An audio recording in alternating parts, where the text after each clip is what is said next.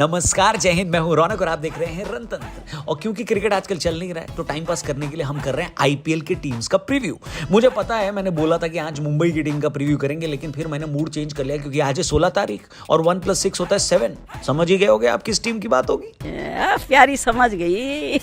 जी हाँ, थला for a reason. Chennai की टीम की बात करेंगे आज। और उनकी क्या, आप ऐसे समझ लो कि धोनी की ही बात होगी, क्योंकि चेन्नई धोनी है और धोनी चेन्नई। अभी थोड़े दिनों पहले मगध यूनिवर्सिटी के एक रिसर्च के दौरान बताया गया कि चाणक्य कैसे दिखते होंगे, और जो 3D मॉडल निकल के सामने आया उसमें लोगों को धोनी दिख गए। और किसी को हैरानी भी नहीं हुई, क्योंकि जिस तरह चाणक्य जी राजगद्दी के पीछे से गेम बदल देते थे, वैसे ही धोनी भाई विकेट के पीछे से गेम बदल लेते हैं। लेकिन क्या चेन्नई एक बार फिर अपना टाइटल डिफेंड कर पाएगी, इसी बारे में बात करेंगे आज के चेन्नई प्रीव्यू में अगले 3 पॉइंट्स में। पॉइंट नंबर 1, जाहिर सी बात है, धोनी 2020 के बाद से ही ब्रॉडकास्टर्स धोनी के पीछे पड़े रहते हैं और पूछते हैं कि क्या ये उनका लास्ट सीजन है। धोनी कभी बोल देते हैं डेफिनेटली नॉट, और कभी बोल देते हैं you have decided to be my last. लेकिन सवाल पूछना तो बनता है, क्योंकि धोनी उन खिलाड़ियों में से नहीं है जिनको शान शौकत से एक बढ़िया फेयरवेल मैच खेलकर गेम से विदा लेनी है। वो अचानक से धप्पा बोल देने वालों में से हैं। इसलिए उनके करोड़ों फैंस को ये डर लगा रहता है कि पता नहीं कौन सा सीजन धोनी का आखिरी सीजन हो जाए। हमें तो पर्सनली पिछला वाला ही लग रहा था, लेकिन धोनी एक बार फिर बोल गए कि वो वापस आने की कोशिश करेंगे। और लीजिए 2024 में धोनी एक और बार आपको अपने दर्शन देंगे। लेकिन अब की बार में 99% श्योर हूं कि ये आखिरी दर्शन होने वाला है। इसकी एक वजह तो धोनी की खुद की फिटनेस है और उम्र है।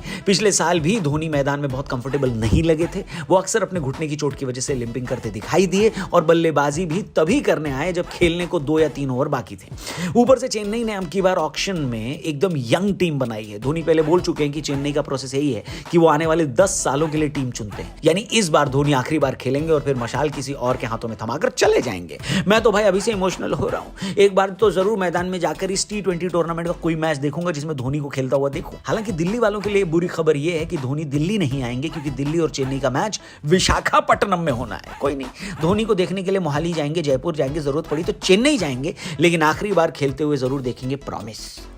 पॉइंट नंबर 2, हम बात करेंगे चेन्नई की कमजोरियों और मजबूतियों के बारे में। चेन्नई को एक झटका टूर्नामेंट शुरू होने से पहले ही लगा, क्योंकि ओपनर कॉनवे लगभग पूरे टूर्नामेंट से बाहर हो गए। इसी तरह उनके स्टार ऑलराउंडर शिवम दुबे को भी इंजरी है, लेकिन उस पर कोई अपडेट नहीं है। धोनी के फेवरेट डेथ बॉलर पथिराना भी इंजरी से जूझ रहे हैं, और कब अवेलेबल होंगे इस पर कोई पता नहीं है किसी को।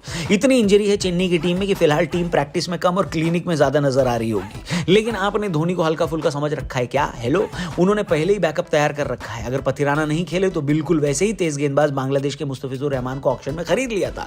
इसी तरीके से एक न्यूजीलैंडी कॉनवे के बदले में चेन्नई ने ऑक्शन में 2 न्यूजीलैंडी उठा लिए थे, रचिन रविंद्र और डेरिल मिशेल। दोनों धांसू फॉर्म में चल रहे हैं। चेन्नई के होम गेम में धोनी वही स्ट्रैटेजी अपनाएंगे जहां चेन्नई के स्पिनर सामने वाली टीम पर जोंक की तरह चिपक जाएंगे और खून चूसते रहेंगे। यह काम करने के लिए चेन्नई के पास बेस्ट स्पिन अटैक मौजूद है। रविंद्र जडेजा, मिशेल सैंटनर, मोइन अली, तीक्षणा और अब रचिन रविंद्र। अपने घर में अगर चेन्नई हार जाए तो यह मेरे लिए ब्रेकिंग न्यूज होगी भाई साहब, क्या समझे। आगे बढ़ते हैं। पॉइंट नंबर 3, चेन्नई के नए खिलाड़ी। देखिए, जनरली चेन्नई की टीम ऑक्शन के टाइम पर काफी रिजर्व रहती है और सोच समझकर खरीदारी करती है, लेकिन अब की बार चेन्नई की टेबल काफी एक्टिव नजर आई और मेरे हिसाब से बहुत एक्साइटिंग खिलाड़ी खरीदे गए हैं, जिनमें से एक है मेरठ के समीर रिजवी, जिन पर चेन्नई ने 8 करोड़ से ज्यादा रुपए खर्च कर दिया। अंबाती रायडू के रिटायर होने के बाद मुझे लगता है समीर रिजवी को मिडिल ऑर्डर में खिलाया जाएगा। उनके अलावा चेन्नई ने शार्दुल ठाकुर को भी वापस खरीदा है, और जिस तरह से शार्दुल की फॉर्म चल रही है, खासकर बल्लेबाजी में, वो चेन्नई के लिए ब्रह्मास्त्र साबित होंगे। मुझे तो रणजी ट्रॉफी में उनकी बैटिंग देखकर बहुत मजा आया। इसके अलावा चेन्नई के पास कुछ एक्साइटिंग यंग टैलेंट पिछले साल से ही थे, जो ज्यादा नजर नहीं आया उनका, लेकिन अब की बार आप जब शेख रशीद और राजवर्धन हंगरकेकर को देखेंगे तो गारंटी से कह रहा हूं कि आपको मजा आएगा। अब 100 में सीधी बात, क्या चेन्नई प्लेऑफ में पहुंचेगी? ये सवाल पूछने से पहले मुझे खुद को कोड़े मारने चाहिए, क्योंकि आईपीएल तो है ही एक ऐसा टूर्नामेंट जहां बाकी की 9 टीमें खेलती इसलिए हैं ताकि चेन्नई के खिलाफ फाइनल खेल सके। अगर आप इस टीम को पेपर पर देखेंगे तो हो सकता है आपको और भी बेहतर टीमें टूर्नामेंट में नजर आ जाए, लेकिन क्रिकेट के चाणक्य महेंद्र सिंह धोनी की वजह से यह टीम हमेशा से खतरनाक थी और आगे भी रहेगी। आपके हिसाब से चेन्नई के प्लेऑफ में पहुंचने के कितने चांस हैं? क्या एक्स फैक्टर खिलाड़ी उनका कौन हो सकता है? क्या लगता है? और अगर धोनी का ये आखिरी सीजन है तो आप उनसे क्या कहना चाहेंगे? जो भी हो कमेंट सेक्शन में कमेंट करके बताइए। चैनल सब्सक्राइब करके जाइए, फेसबुक पे देख रहे हो तो पेज को लाइक करना। Thank you for watching. कल मिलते हैं। जय हिंद।